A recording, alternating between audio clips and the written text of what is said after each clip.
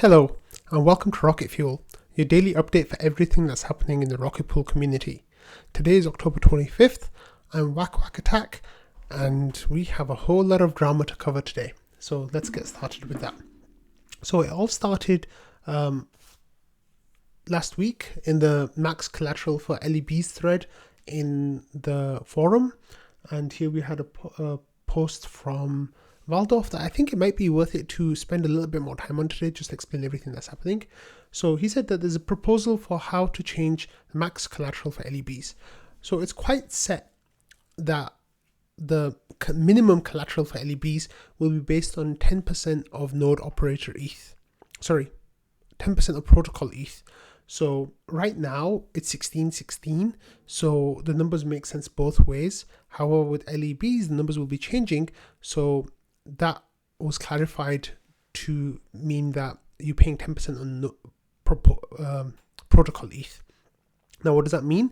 Is that if you set up a mini pool with 8 ETH, that's a LEB 8, then you'll need to provide 2.4 ETH worth of RPL as collateral because you're borrowing 24 ETH from the protocol.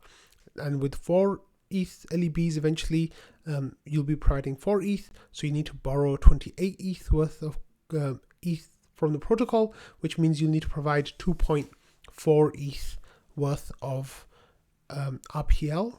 2.8 ETH worth of RPL to make a 10% of that to cover it. So the minimum amounts were quite set, and everybody's kind of like agreed on those amounts. So then the issue became, what are the maximum amounts? So let's talk about that. Right now, the maximum amount of ETH that you can use for security is 24 ETH on your 16 ETH that you borrow from the protocol. So you have a total, your maximum can be 16 ETH that you provide and then 24 ETH worth of RPL.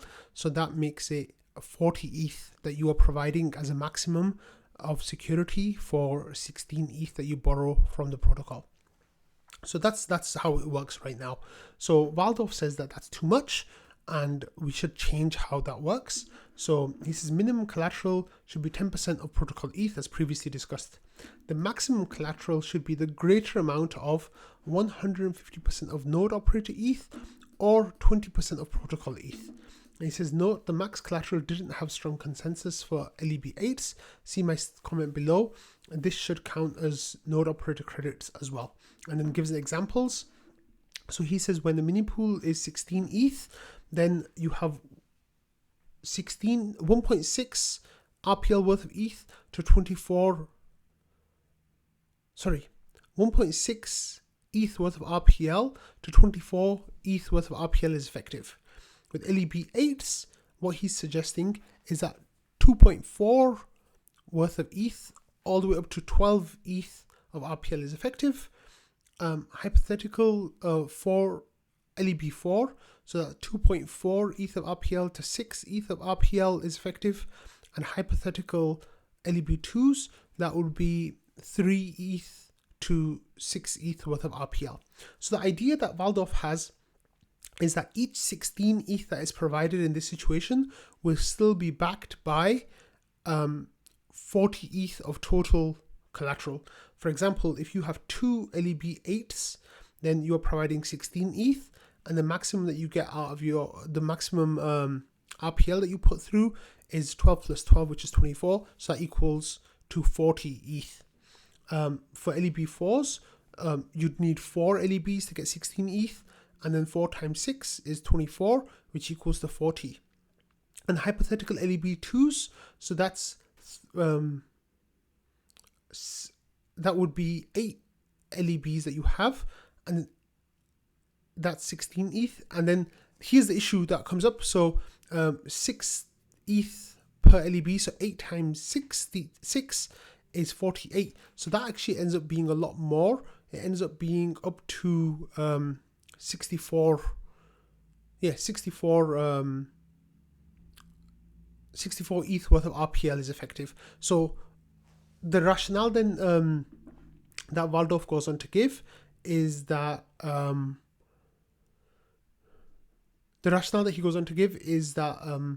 The maximum collateral currently serves as a cap on privilege inflation and friction and rebalancing, and a cap of voting power per ETH. And then he goes on, gives a lot more rationales and recent related threads. So he asked for a vote, right? So are people against this proposal? Do they support making this edit to RPIP 8 and moving this to a vote? Or do we need additional information? And please reply. So this was a discussion that came up. So there are 48 votes. 2%, which is like one person, I guess, asked for more information and then didn't change their vote. And then basically over half of the people said they're against this proposal. I voted against this proposal, and just under half of people say that this should go to vote the way it's written. So this was a huge discussion. It pretty much ended up being that Marceau was on one side of the discussion and Waldorf was on the other side of the discussion. And also we had Noshua, who was on the other side of the discussion as well. And we had Hodja on the other side of discussion. So this was a huge discussion that went on for quite a few days. And what ended up happening was that we ended up taking it back to Discord, right? So there was still stuff to discuss and still questions. So we took it back to Discord instead of leaving it on the forum, and Ken asked some questions about what it would look like. So there's a lot of big prominent community members who were discussing it here. So then Waldorf made this thread saying effective stake definition vote logistics. So this is, I'm seeing two things here. People care. There are a lot of voters in the forum. There's not an obvious snapshot winner. I think as such we should go to snapshot. I was thinking modifying RPIP 8 to read something like this, and then there's some suggestions. Wait, let me just change this stuff here because I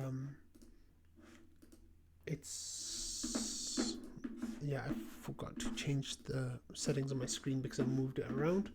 So let me wait a second. Sorry about that. Okay, there we go. That's back to normal now. So sorry, not quite back to normal. That's normal now. Sorry, I had to move things around because it's two different platforms that I was looking at. So then we have, as such, we should go to snapshot vote and giving the information. So he basically, with the numbers that were in the DAO forum, however, and then added this little vote on the Discord. What should the protocol each side of max collateral be? And then 20, 25, 30, 50% vote. And then there were 8 people who voted on this. So the discussion then started again on Discord, where people were kind of discussing it and seeing what's going on.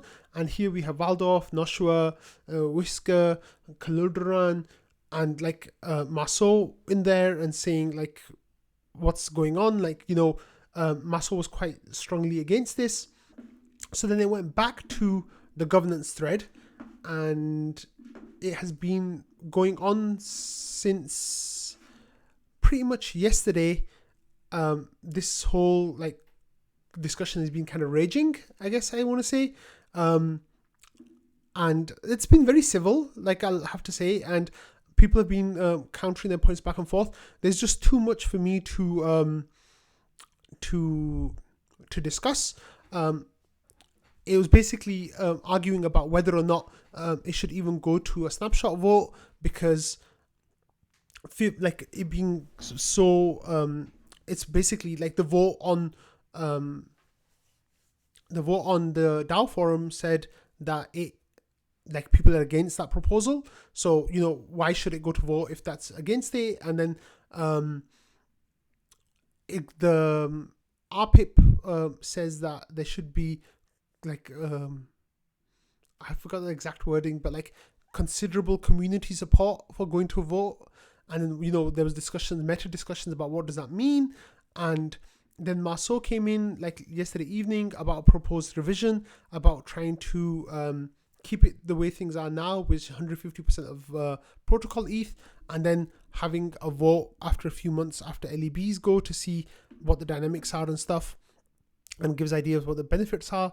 Whisker says this is ridiculous, and there was a lot of discussion into the night yesterday evening.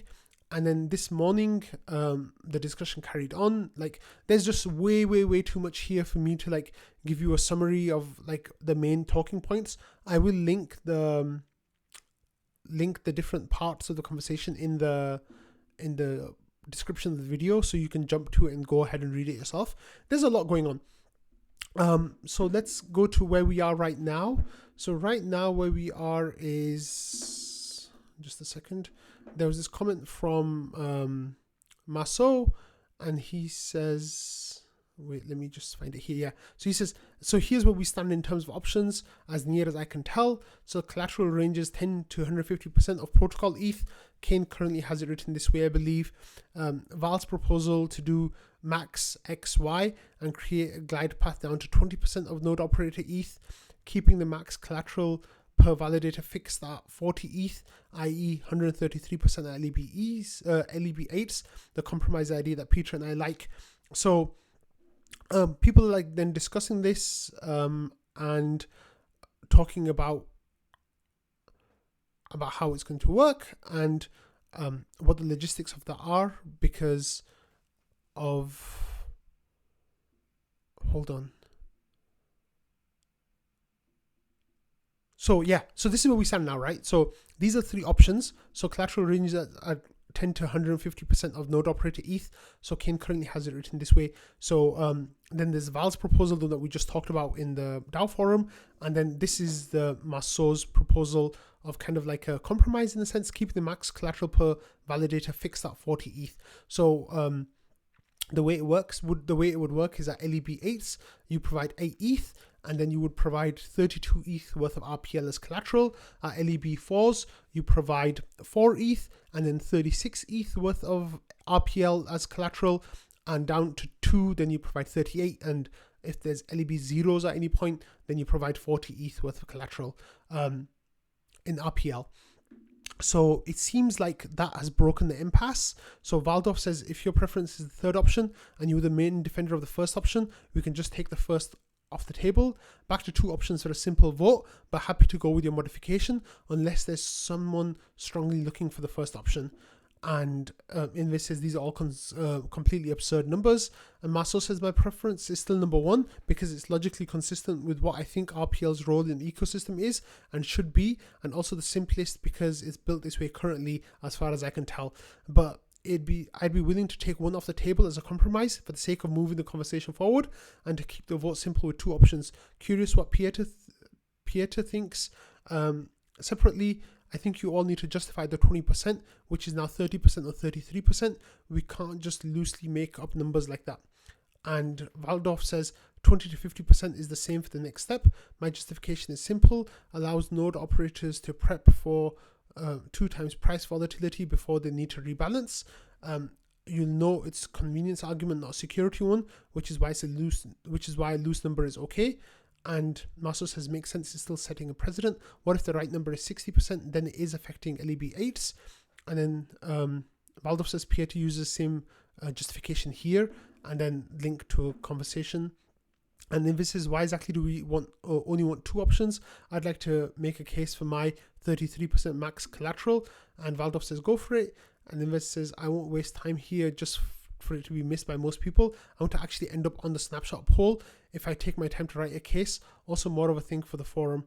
And Valdorf says my preference for a simple vote is that easy and less prone to gaming, especially by vote writers, e.g. in the 3 choices Maso listed, 2 are similar and 1 is different. There's also 1 in the middle. Both of these affect farming as read by voters. So if you're familiar with voting research, ranked choice often runs into issue where choices come out that are unintuitive, i.e. not a common preference on the whole community. I think approval voting does better, but it has pervasive incentive to only vote for your top preference instead of actually doing approval voting. And then that discussion is going on. So this is literally like a discussion that is happening right now as I'm recording.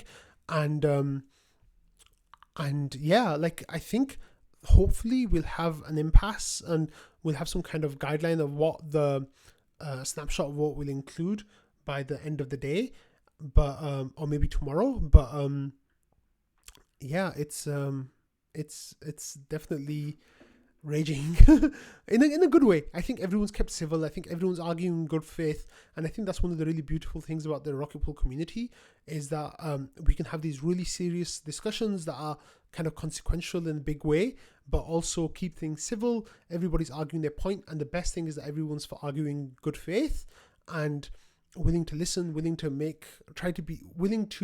be persuaded, willing to make compromises. So I think that's a really, really good thing that's happening. We already talked about that. So the next thing I want to talk about really quickly, because I've already spent 15 minutes talking about the governance stuff, is this screenshot that Noshua shared from, I think, GitHub, where initial work on Solo Strake migration process has begun. So Kane, who's a developer with the Rocket Pool, started this GitHub work, which is really great to see. So that is one of the key things that we'll be making into the Atlas upgrade, and it's nice to see that there's progress being made on it. So good job. Thanks for bringing that to the attention, Noshua. Next, we have this comment from Jasper, who says, everyone, final maker vote is this Wednesday, which is tomorrow. After that, our ETH will appear, but it won't be able to mint DAI for about 2 weeks. And then it's always 2 weeks, right? So this is the screenshot. Jasper says, hey, what's the status of our ETH collateral onboarding? I haven't seen anything. I'm not sure exactly what else he says. And Proce11 says, technical onboarding vote is set for Wednesday. The debt ceiling will be 0 until Nick, Oracle's facilitator, is satisfied with the Oracle security, which will take 1 to 2 weeks. And Jasper says technical onboarding vote, meaning the executive spell, and who can I connect with to perhaps organize some co-marketing around this. And Proce11 says correct, only caveat being it won't be able to mint DAI until a follow-up spell, when oracles are ready.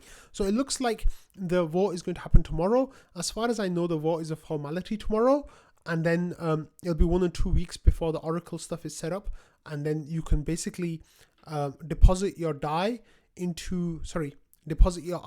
into Maker and mint DAI at different collateral rates. Of course, as always with Maker, there'll be issues of being liquidated depending on what your collateral percentage is, but it's really great that our ETH will now become useful. So that's fantastic. Okay, next we have another update about protocol. So Maso says there's hints that Aave wants to wait until withdrawals to list our ETH in addition to the Oracle, but it's not clear. Ultimately depends on their DAO. So with the way that Aave works is that if a DAO vote passes, they'll do it right now, but I think there's not an appetite to list our ETH on Aave until after withdrawals for some reason. So yeah, I'll keep you up to date with that if I hear anything about that. So moving on from the protocols and integrations, here we have a post from Maverick that came in yesterday. He said once again be having slightly different date and time for this week's community call. That's fine. And also this time have your say in Rocket Pool's governance. So there are 8 positions to be confirmed over the next 7 days. So that's 7 GMC members and a PDAO treasurer. Then there's a summary post from Valdorf in the governance forum about the PDAO treasurer, and then there's information about the GMC, and then there's link to the 2 votes. And then this week's community call, there's going to be a representative from Block Native, so that's really cool. And then we got this post. Let me just move the video. We got this post from the biweekly update. So it says our ETH has grown 3.7%, annualized growth of 97%. Mini pool has grown 3.8% to 9,081, and that's annualized growth of 99%. Effective RPL staked has grown. That's because the price has come down. So in the ratio, when the ratio comes down, then that has a bigger amount. The RPL was always there, but just more of it has become effective now.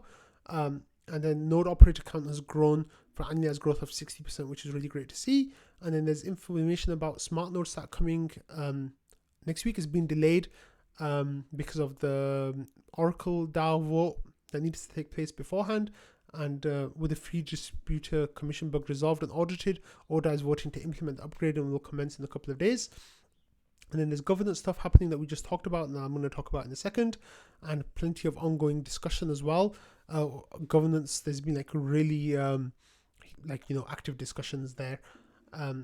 With integration, the receipt of the Optimism Grants token is one step closer, with ODAO KYC completed and funding distribution likely to happen within a week's time, which is really amazing news. That was like a sticking point, because it's 600,000 op tokens over 6 months, and that's a really big amount of juice for those pools and optimism. So yeah, that's the place to be, I think, in the next few weeks. And then make a more vote as well.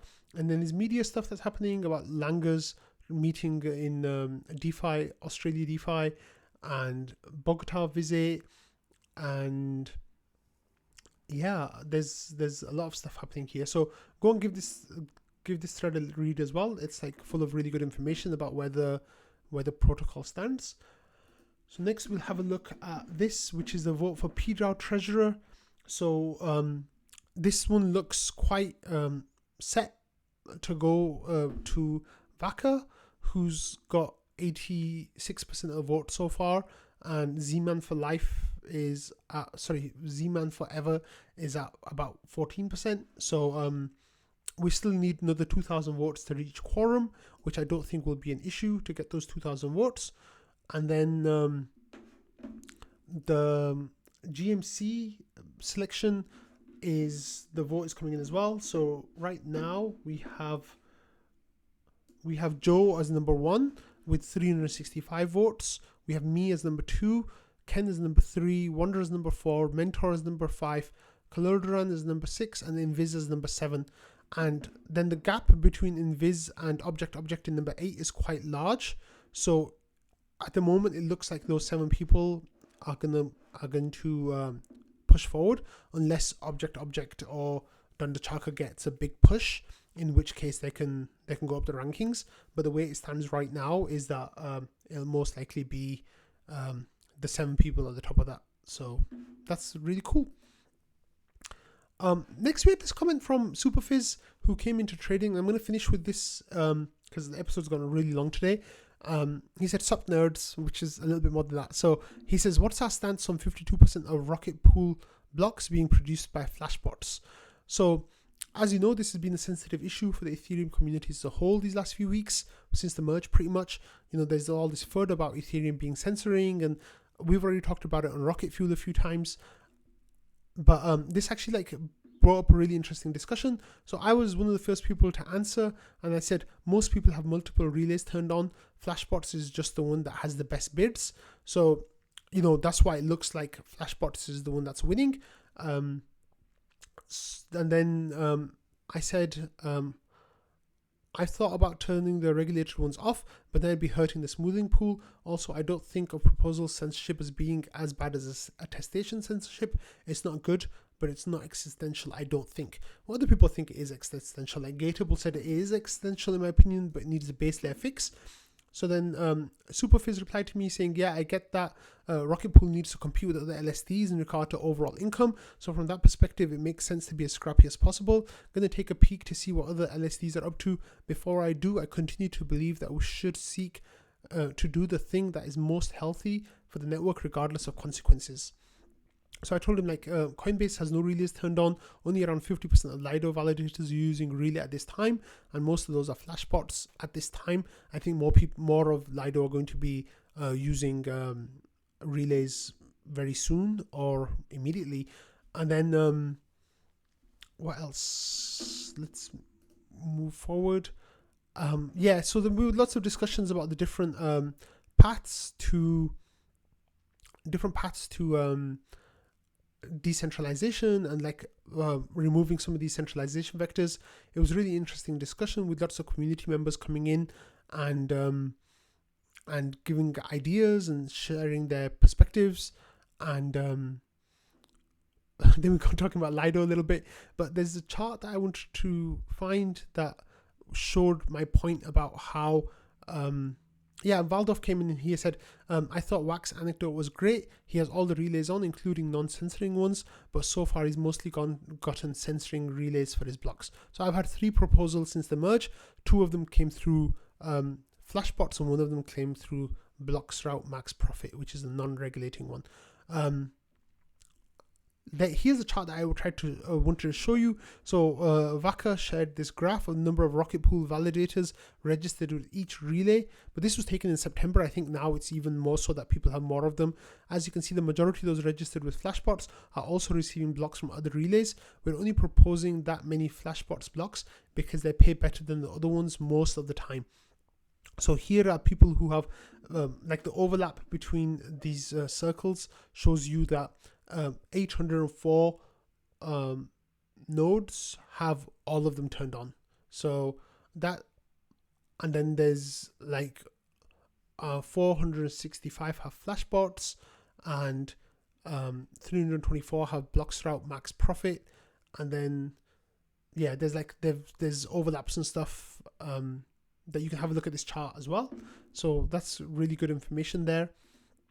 Letter said, it reminds me of the saying about politics, when you vote for the lesser of 2 evils, it's easy to forget that you voted for evil. So I think like I think it was Gatorbull who was saying that this needs an Ethereum level fix.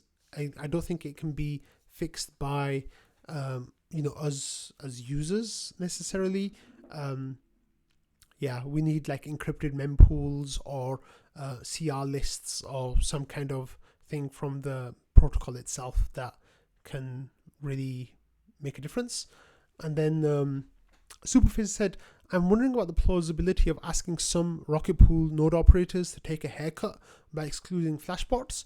I'm not suggesting it now, I'm just wondering about the plausibility. I believe Rocket Pool is the greatest manifestation of community-minded actors across the network, on the network. And Joe said, I would say the plausibility of asking is 100%. The plausibility of them doing it is not great though. So a couple of people, including myself, said that, where's my comment? Let me see. Yeah, I said that I would, so Dr. Chaka says, I would do it if I felt like there was a real threat. I said, as would I, although it would be the smoothing pool taking the haircut and not me directly. But I guess overall it would be me taking a haircut. But I think if all of everyone on Rocket Pool stopped using Flashbots and regulated blocks route relays, that 2% of the network would actually be a huge bastion of censorship resistance. However, the fact of the matter is that a bunch of Rocket Pool stakers are actually based in the US, and it's very difficult to ask them to turn off regulated relays because people are scared of going to jail, and the OFAC stuff, they don't mess around. Like 30 years in jail is quite a scary prospect, even though we don't have clear guidance of what it covers or what it doesn't cover. I think that's really scary for a lot of people. So this is definitely a good discussion to be having. It's definitely something that the Rocket Pool community feels strongly about and that we want to do better with. However, I think right now it's not an issue, and I don't think it'll be an issue unless 95% of 95% of proposals were coming through Flashbots. That's when we could really start worrying about it.